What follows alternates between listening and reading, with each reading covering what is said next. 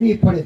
બાકી બહારનો વ્યક્તિ આવી અને તમને આમ જરાક સારું લાગે એવું બોલી જાય, એની કોઈ દિવસ શુભેચ્છા હોય ખરી, પણ ફળે નહીં.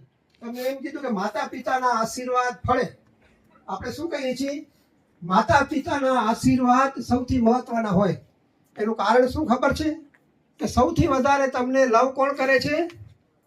તમારા માતા પિતા કરે છે. જે તમને લવ કરે છે, જે તમને પ્રેમ કરે છે, જેણે તમારા પાછળ મહેનત કરી છે, જેણે રાતથી ઉજાગરા કર્યા છે, જેણે 9 મહિના તમારો ભાર ઝાલ્યો છે પેટમાં, એ માં તમને જ્યારે આશીર્વાદ આપે ત્યારે એ આશીર્વાદ ફળે ફળે ને ફળે, કારણ કે એણે તમારી ચિંતા કરી છે, તમારા પાછળ ઉજાગરા કર્યા છે.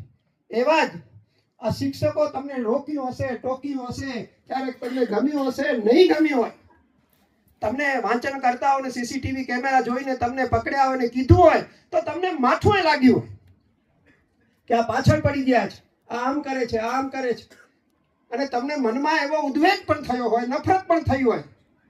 પણ દીકરાઓ, આ તમારા માટે છે. તમને આજે સમજાય કે કાલે સમજાય, તમને સમજાશે. અને જ્યારે સમજાશે ત્યારે તમને ગૌરવ થશે. અમને પણ નતું સમજાતું, એક સમય અમને પણ નતું સમજાતું, એ અમુક સમય સમજાય. આજે હું સ્વામિનારાયણ મંદિર ગયો હતો, મહંત સ્વામી પાસેથી પ્રસાદી લઈ આવ્યો છું, નરનારાયણ દેવની. જો આ ગુબીત લઈ આવો, ગુબીત. દર્શન ભગવાનને ચડાવી અને ભગવાનને પ્રાર્થના કરી છે કે હે ભગવાન, આ અમારા દીકરાઓએ ખૂબ મહેનત કરી છે.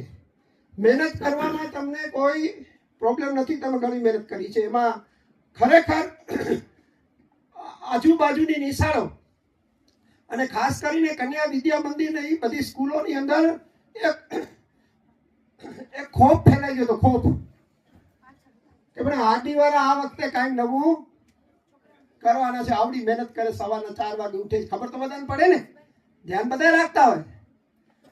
તો આવડી બધી તમે જે મહેનત કરી છે, આ મહેનત હવે ઢીલું ન પડવું જોઈએ. આપણે સભા શું કામ કરી કે હવે છેલ્લે આપણે બધું આપણે એકદમ દોડ લગાવી હોય અને છેલ્લે જ્યારે પ્રસ્થાન રેખા હોય, જ્યાં આપણે વિજેતા થવાના હોય, ત્યાં આપણે ઢીલા પડી જાય તો બાજુવાળો તારો કરી જાય ને. તો છેલ્લે આપણામાં એ ટેમ્પો. અને આરડી વરસાણી સ્કૂલના છોકરાઓ, તમારા માટે મારે કહેવું છે કે તમારો હોસલો કેટલો બુલંદ છે.